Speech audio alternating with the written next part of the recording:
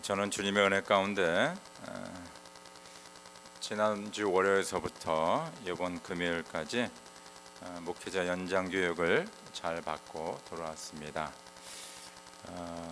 제가 가는 곳은 매년 한국에서 열리는 신학과 말씀이라는 주제로 하버드, 예일, 프린스턴 그 유명한 신학교의 교수님들이 오셔서 한국에 있는 목사님들 한 500여 명, 그러면 585명이 왔는데 그분들에게 이 시대의 새로운 신학과 또 그 신학을 통한 하나님의 말씀을 어떻게 풀이해야 되는지 그런 세미나 강좌가 있었습니다.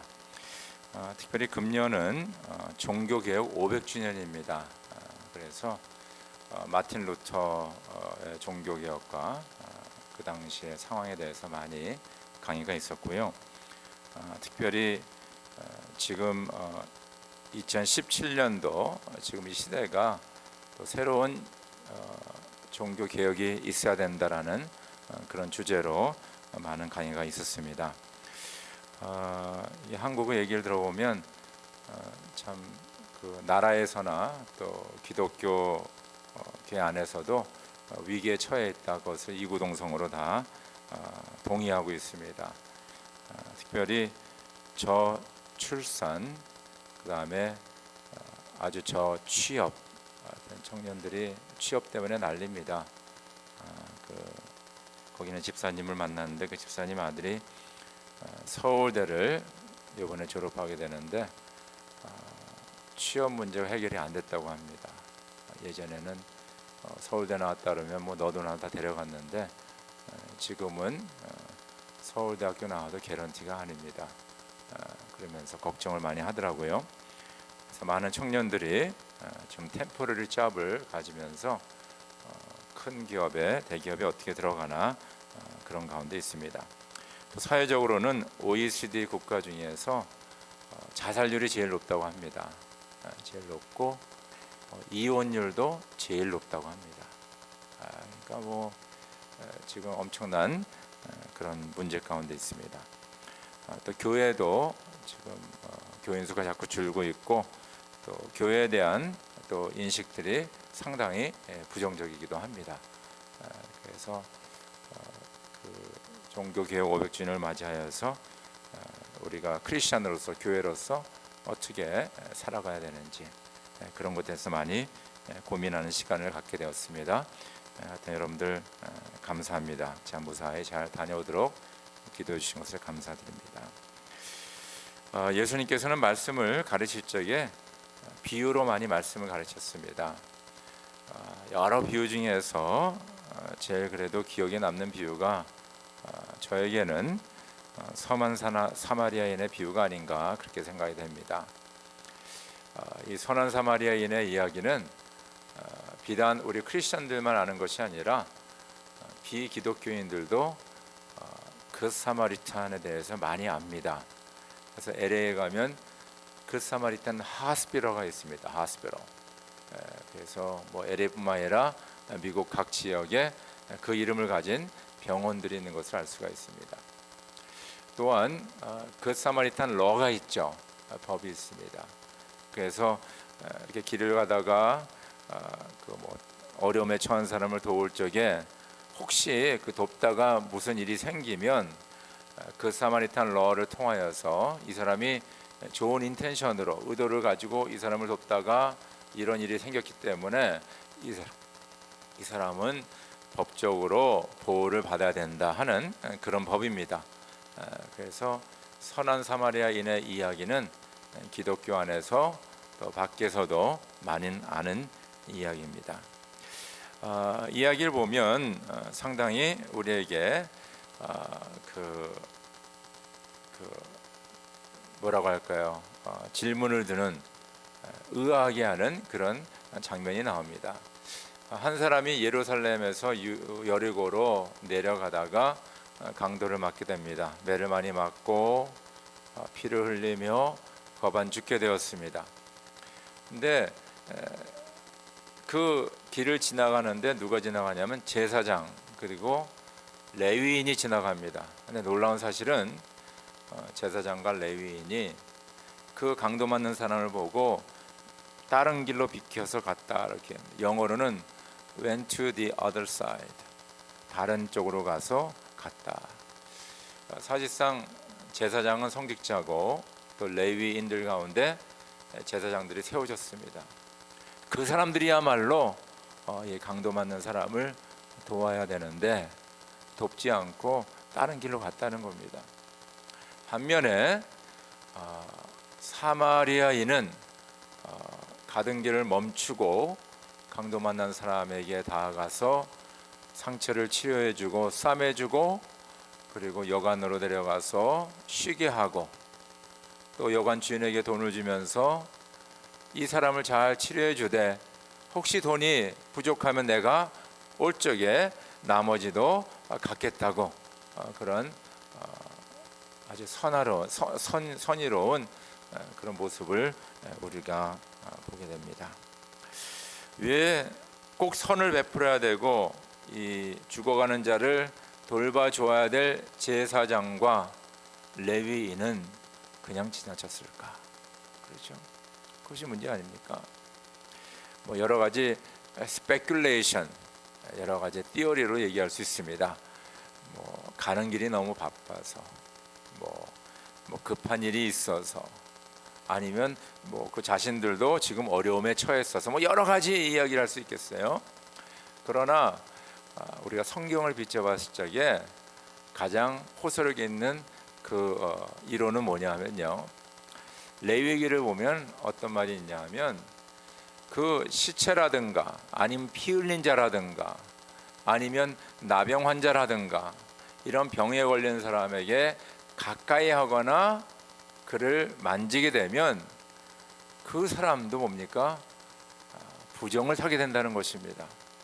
그래서 이런 unclean, 부정을 타게 되면 그 사람은 성전에 들어가서 예배드릴 수가 없습니다. 어느 기간 동안 그런 성결 예식을 행한 후에 다시 성전에 가서 예배드리고 하나님 앞에 제물을 바칠 수가 있습니다. 아마도 뭐 제사장과 레위인이 뭐 마음이 나쁘고 뭐 나쁜 사람이라서가 아니라 아마 그 레위기에 나오는 그 법을 생각해서 내가 제사장으로서 또 레위인으로서 내가 제사를 집례해야 되고 그리고 성전에 들어가서 성전의 여러 가지 일을 돌봐야 되는데 내가 이 죽어가는 사람, 피 흘린 사람, 이 사람을 돌봤다가는 혹시 내가 그 일을 하지 못하지 않을까 하는 그런 염려 때문에 지나가지 않았을까 그렇게 생각이 됩니다. 여러분, 그 유대인들에게는 이런 부정 탄다는 것이 상당히 중요합니다. 그리고 레위기에 나오는 법을 지키는 것이 중요하죠. 그래서 유대인들은 지금도 음식을 코셔 음식을 먹습니다.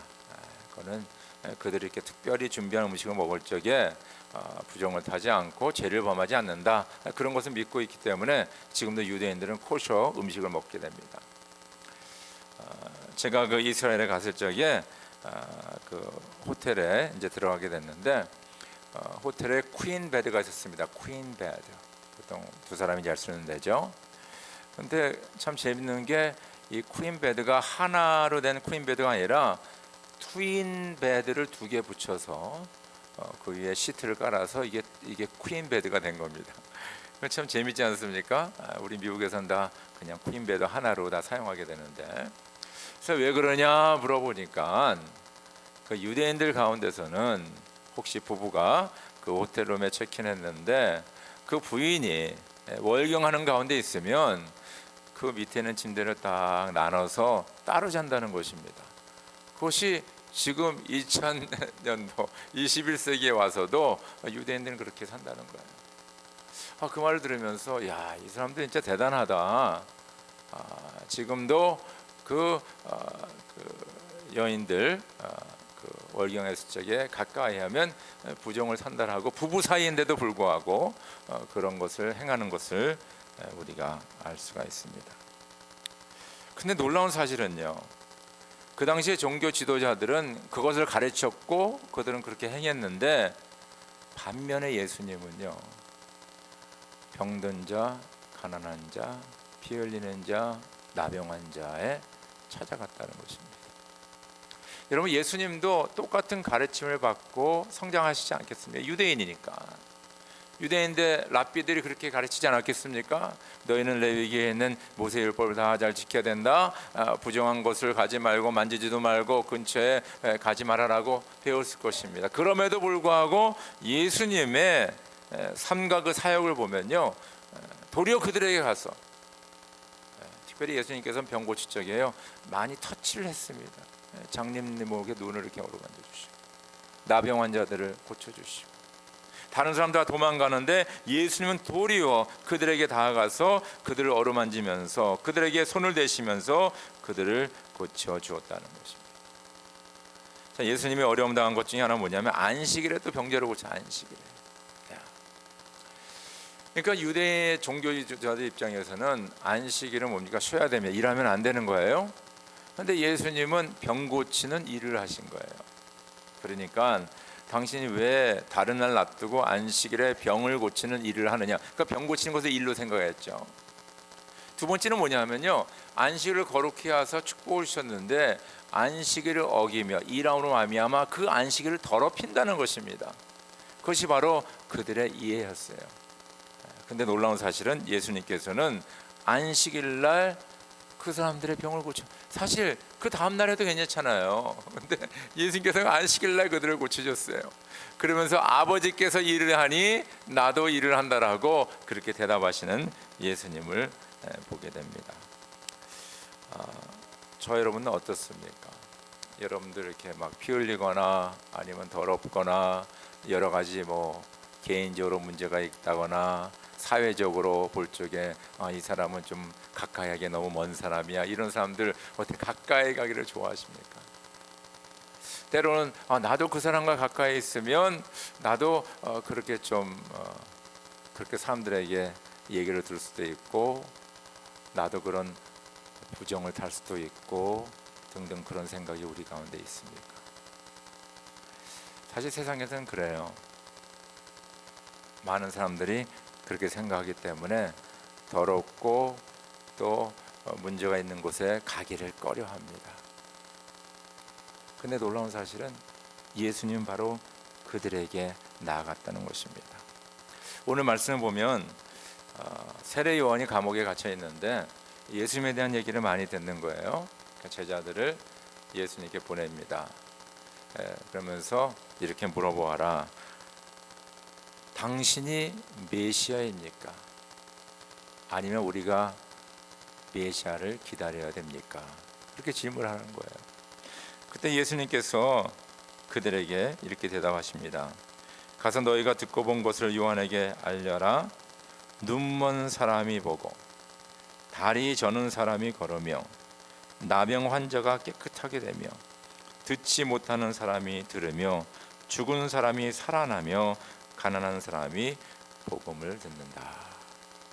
그러니까 예수님께서는 어떤 다른 메시아는 이렇게 예언돼 가지고 이렇게 오고 앞으로 이 나라를 구원하고 등등 그런 얘기를 한 것이 아니라 바로 병든 자가 병 고침을 받고 죽은 사람이 살아나며 사람들이 복음을 듣는 것에 대해서 말씀하고 있다는 것입니다.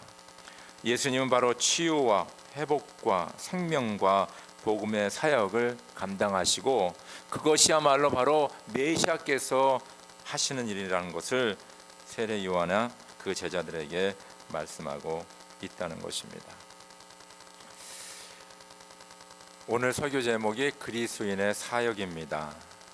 먼저 그리스도인이라는 말이 무슨 말인가, 그렇죠? 그래서 성서학자들이 그리스도인을 이렇게 생각합니다. 크리스천을 하나는 그리스도의 사람 of Christ, 그리스도 안에 있는 사람 in Christ, 또 그리스도를 위한 사람 for Christ. 그래서 예수의 사람, 예수 안에 있는 사람, 그리고 예수를 위해 존재하는 사람이 크리스천이라 그렇게 얘기하고 있습니다.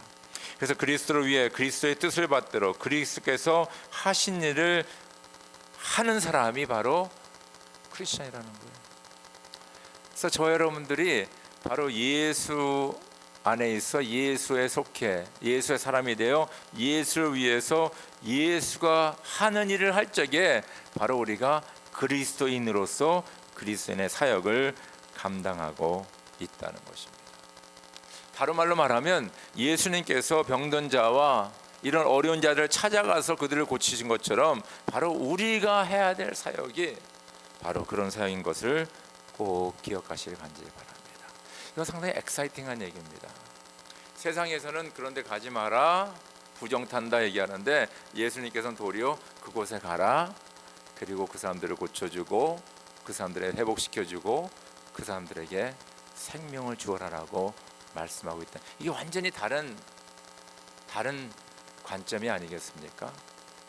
완전히 다릅니다. 어떻게 이것이 가능한가, 이거예요. 가능한가.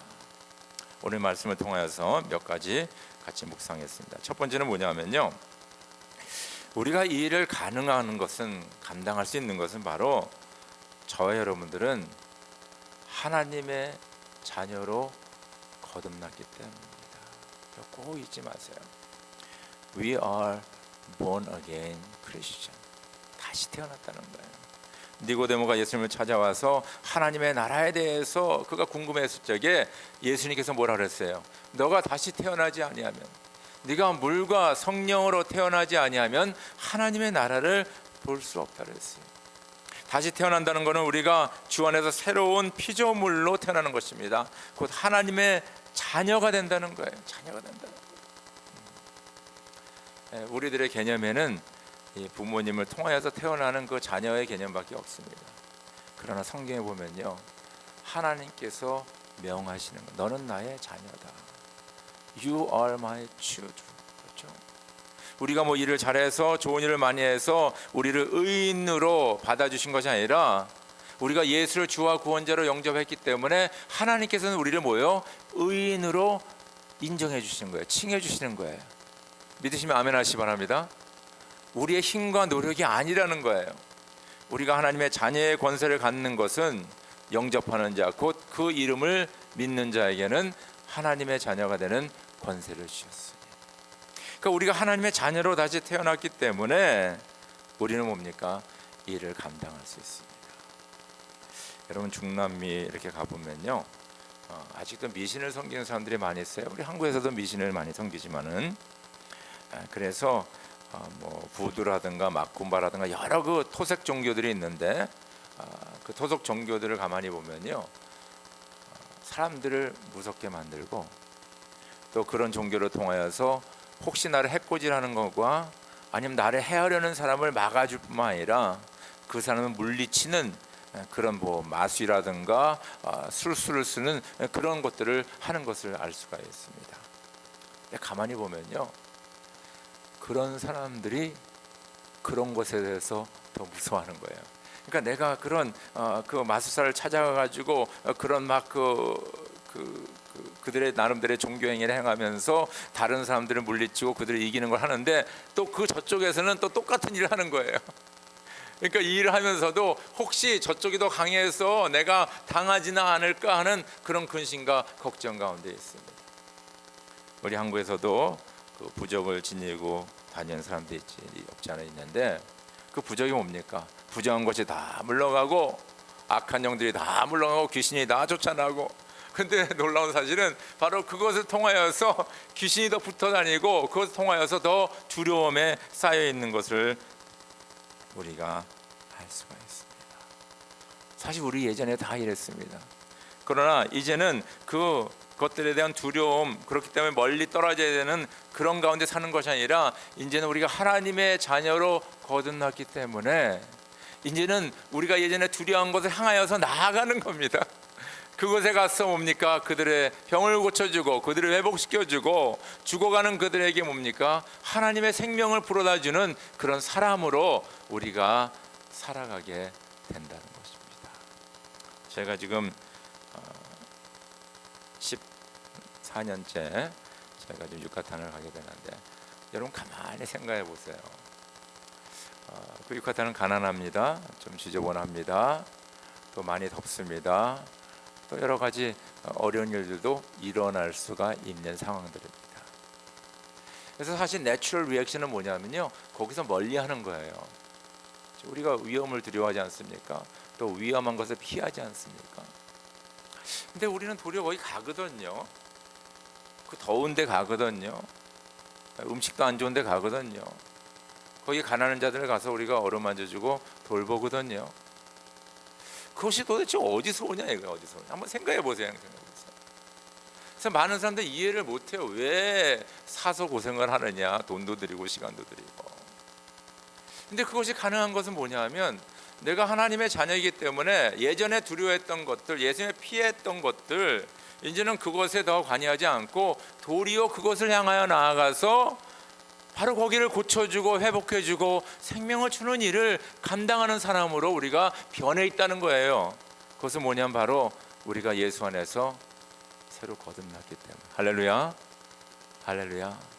여러분들, 오늘도 우리 EM 청년들이 그 홈레스 쉘터에 가서 그들을 이제 돕거든요. 거기 한번 좀 가보시기 바랍니다. 어떻게 왜 거기를 갈까?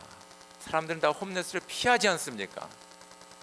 근데 도리어 지금 우리의 청년들은 거기 지금 가고 있지 않습니까? 가서 음식을 나눠주고 있지 않습니까? 그들을 위해서 같이 예배드리고 있지 않습니까? 그것이 왜 가능하냐? 왜냐하면 하나님의 자녀의 권세를 가졌기 때문에. 할렐루야, 할렐루야. 여러분, 이건 놀라운 역사입니다. 이것이 바로 그리스도인의 사역인데, 우리가 하나님의 자녀된 권세가 있기 때문에 이것이 가능하다는 것입니다. 두 번째는요, 우리가 이 그리스도인의 사역을 감당하는 것은 바로 하나님의 사랑입니다.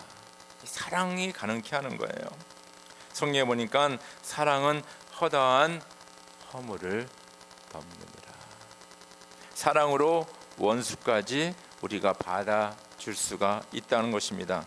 송량한 목사님처럼 자기 아들들은 죽인 자를 자기의 양자로 삼을 수 있다는 것입니다. 요한복음 3장 16절에 하나님이 세상을 이처럼 사랑하기 때문에, 사랑이 있기 때문에 인류를 구원하시되 독생자를 보내시고, 독생자를 보낼 뿐만 아니라 그 독생자가 십자가에 달려 돌아가시고 사흘 만에 부활하는 역사가 그 사랑 때문에 가능하다는 것입니다. 사랑은 죄까지 다 돕니다. 성경 뭐라 그랬어요? 죄의 싹은 뭐라 그랬어요? 사망이고, 하나님의 은사, 하나님의 사랑은 뭡니까? 그리스도 예수 안에 있는 영생입니다. 할렐루야. 그러니까 죄는요, 죽음이거든요. 근데 하나님의 사랑은 이 죽음을 넘어서서 죽음 대신 뭡니까? 영생을 주는 놀라운 능력이 그 사랑 안에 있는 것을 믿으시오 주 이름으로 축원합니다. 이것이 바로 사랑의 능력이라는 것입니다. 하나님 우리를 사랑했기 때문에 하늘과 땅을 연결시켜줬고요, 하나님 우리를 사랑했기 때문에 인간의 몸을 입고 오셔서 성육신의 역사가 일어났고요, 하나님 우리를 사랑하기 때문에 우리 가운데 거하셔서 임마누엘의 하나님이 되셨고, 하나님은 우리를 사랑하기 때문에 우리의 죄값을 치르는 대속자가 되어주신 것을 우리가 알게 되고요, 하나님께 우리를 사랑하기 때문에 죽음의 권세를 이기시고 부활하셔서 부활의 첫 열매 영원한 생명을 우리에게 허락해 주셨다는 것입니다. 예수님의 사역을 보면요, 병을 고치시는데 보통 한 두 가지 방법으로 고치셨습니다. 하나는 그냥 말씀에 선포하시는 거예요. 병 나아라 하니까 그냥 나는 거예요. 뭐 설명이 안 돼. 그냥 주님이 말씀하시니까 병이 낫는 거예요. 근데 많은 경우에는 뭡니까? 주님께서 손을 대시고 기도해 주시고 또 예수님을 만진 자들이 고침을 받게 된다는 것입니다. 아이고, 나병 환자 그냥 멀리서 그냥 얘기하면 되잖아요. 근데 나병 환자에게 가시고 만지셨거든요. 그 장님에게 거기다 그냥 진흙까지 이어가지고 눈에 발라주시고 이렇게 손을 대셔서 그들을 고치셨어요. 이 접촉한다는 거 있잖아요. 스킨십, 안아준다는 것, 이게 볼에다 키스한다는 것, 이 모든 것들에 거기에 능력이 있다는 거예요. 그래서 런던의 한 대학병원에서 이런 실험을 했다고 합니다. 의사 선생님들과 간호사들에게 이 한 그룹의 환자들에게는 그 진료를 하기 전에 꼭 손을 잡아주면서 이렇게 터치를 해주고, 또 한 그룹에게는 그냥 약 주고 진료만 해줘라. 그래서 이 양쪽 그룹에게 이렇게 했다고 합니다. 근데 결과로 보니까 이렇게 손에 접촉을 해가지고 진료해준 그 그룹의 사람들은 이쪽보다 그 회복이 3배나 빨랐다고 합니다. 3배나 빨랐다. 우리가 멀리서 다른 방법을 통하여서 사람들을 도울 수 있습니다. 상당히 중요합니다. 그러나 우리가 그들에게 찾아가서 그들의 손을 만져주고 안아주고 그들을 뭡니까? 섬기는 것, 거기에 놀라운 파워가 있는 것을 믿으시길 주 이름으로 축원합니다. 우리가 접촉하는 것은 사랑의 가장 강력한 표현일 뿐만 아니라 사람 간의 장벽을 무너뜨리고 관계를 맺는 강력한 표현 중에 하나이다. 접촉은 육체적, 정서적 상태를 변화시킬 뿐만 아니라 사랑에 대해 더 수용적으로 만들 수 있다라고 이야기하고 있습니다. 접촉을 통하여서 육체의 피로를 회복시켜주고 그리고 가슴을 열어 따뜻하게 하는 그런 능력이 있다라고 합니다. 그래서 이런 말이 있어요. 당신의 팔을 벌리면 당신의 가슴도 열리게 된다. 그렇죠? 우리가 중남미 사역하면 특히 육가산 사역하면서 이렇게 하면 허그를 많이 하거든요. 근데 이게 허그를 하면요, 우리 한국 정서에서는 이렇게 좀 안아준다는 게 자녀라든가 아니면 아주 가까운 그런 사람을 하게 되는데, 거기는 그냥 보통 사람들 이렇게 안아주는 거거든요. 근데 안아주면 이상하게 그 접촉하면서 앉는 가운데 우리의 가슴이 싹 열리는 것 같아요. 그 사람과 나의 관계가 갑자기 가까워지면서 동진감을 느끼는 것을 우리가 알 수가 있습니다. 이것이 어디서 오느냐? 하나님의 사랑이 가능케 한다는 것입니다. 근데 놀라운 사실은 저와 여러분들은 이 사랑이 있어요, 없어요? 이 사랑이 있어요, 없어요? 이게 대답이 시원치가 있어요, 없어요? 이 사랑 없으면 저 여러분들 하나님의 자녀도 아니고 그냥 교인이에요. 여기 앉아 있는 거예요. 근데 하나님이 세상을 이처럼 사랑하사 그 사랑을 받아들인 저희들은 다 하나님의 사랑이 있는 것을 믿으시오 여러분을 축원합니다. 이 사랑이 우리 안에 있는 거예요. 이 사랑을 가지고 그리스도인의 사역을 감당할 수 있는 거예요. 세 번째는요, 하나님의 뜻을 이루는 것인데, 하나님의 뜻은 뭡니까? 치유하고 회복하고 생명을 주고 다시 건설하는 것입니다. 건설하는 거예요. 에스겔서 37장은 에스겔 선지자가 그 계곡에 있는 많은 뼈들을 바라보는 환상이 나오거든요. 그래서 이것을 여러분 가만히 한번 생각해 보시기 바랍니다. 그 이스라엘이라는 나라가 바벨론에게 망하게 됩니다. 그것이 주전 571년 그때 망하게 되는데 568년입니다. 죄송합니다. 그때 망하게 되는데 많은 사람들이 그 팔레스타인에서 그 이라크, 그렇죠, 바벨론으로 포로로 잡혀갔어요. 근데 이 포로로 잡혀가는 게 어떻게 잡혀가느냐 한번 상상해 보시기 바랍니다. 지금서부터 한 3,500년 전에 포로로 잡혀가는 거는요, 다 옷을 벗기고 밧줄에 메어서 혹은 쇠고랑을 차고 걸어서 갔어요. 근데 거리가 얼마나 되냐면요, 그 예루살렘에서 그 이라크 수도, 그렇죠, 바벨론에까지는 600마일이 넘어요. 1000km가 넘습니다. 근데 가는 길이 어떤 길이냐? 다 광야와 사막의 길이에요. 그래서 성서학자들은 그 얘기하기를 적어도 포로로 잡혀가는 사람들의 반은 가는 길에 다 죽었다. 생각해 보시면 합니다. 발가벗고 그 쬐약 밑에 뭐 먹을 거 제대로 줬겠습니까?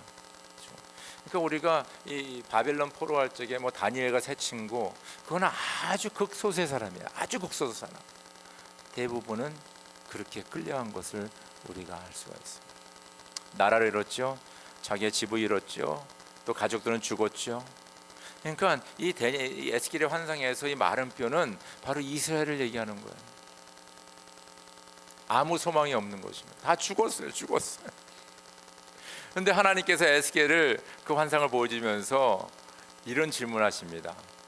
이 뼈들이 다시 살 수 있느냐? 와, 이 놀라운 질문 아닙니까? 에스겔이 물어 이 뼈들이 살 수 있느냐? 살 수 있느냐? 다 죽었다고 생각했는데, 다 죽은 거나 마찬가지인데 바로 이스라엘 민족이 다시 살 수 있느냐? 어떻게 이게 가능한 일입니까? 인간적으로는 불가능할지 못하지만 하나님 안에는 가능한 것을 믿으시기 주름을 축원합니다. 죽은 자를 살리신 주님께서는 마른 뼈와 같은 존재들도, 그 상황 속에 있는 사람들도 살리는 하나님의 능력이 있는 것을 믿으시기 주름을 축원합니다. 근데 여기서 놀라운 얘기는 하나님께서 에스라에게 그 뼈들을 향하여서 예언하라. 바로 이 생기가 들어가면 이 뼈들이 살아나리라, 그것을 태어나라 그래요. 말씀을 증거하라 그럽니다. 그러니까 에스겔이 말씀을 증거하니까 그 골짜기에 있던 그 마른 뼈들이 촥촥 모이기 시작하는 거예요. 그러면서 이 사람의 모형, 그렇죠? 이게 너무나 무서울 것 같아요. 그 진짜 그 뼈들이 모여 막 사람들의 모형이 되는 거예요. 그런데 생명은 없었더라. 하나님께서 에스겔에 다시 명합니다.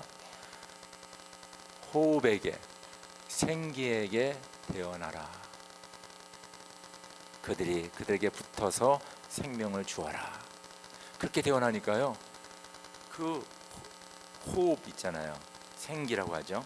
그것이 그 사람의 모양을 있는 그 마른 뼈 거기에 들어가더니 생명을 갖게 됩니다. 그러더니 큰 군대를 이루었더라. 마른 뼈 같은 이스라엘이 바벨론에서 하나님의 성령의 역사로 말미암아 그들이 다시 살아난다는 것을 예언하고 있다는 것입니다. 할렐루야. 지금 현대 시대에 사는 저와 여러분들, 또 우리가 보기에 가능성이 없어 보이는 열악한 환경에 있는 사람들, 질병이나 여러 가지 환경 때문에 죽은 거나 마찬가지에 있는 사람들, 그 사람들 향하여서 주님께서는 말씀하라, 태어나라고 말씀하십니다. 그리고 그들을 치유하고 회복하고 생명을 주라라고 말씀하고 있어요. 이것이 하나님의 뜻이에요. 그래서 이 뜻을 붙잡고 나아가는 자들에게 이런 생명의 역사가 있는 것을 믿으시기 주의 이름으로 축원합니다. 주님의 말씀대로 하나님의 말씀을 대언하는 자들에게 그 말씀을 통하여서 소생되는 역사라는 것을 믿으시기 주의 이름으로 축원합니다. 이것이 바로 저와 여러분들이 감당해야 될 사역이에요. 저는 이 말씀을 묵상하면서 너무 은혜가 됐어요. 이제는 더럽고 추하고 무서운 것들을 도망가고 피해가는 것이 아니라 하나님께서 우리에게 자녀된 권세를 주시고 주의 사랑을 주시고 이 사명을 주셔서 이제 우리가 그곳에 가서 그 어두운 것, 썩어져가는 것, 황폐된 것, 그것을 변화시키고 하나님의 생명으로 가득하게 하는 그 놀라운 사명과 사역을 저와 여러분들에게 주셨다는 것입니다. 이 일을 감당할 수 있도록 간절히 바라옵기는 저 여러분들의 삶이 이런 귀한 생명을 낳게 하는 삶으로 되기를 주의 이름으로 축원합니다. 우리 함께 기도드리죠.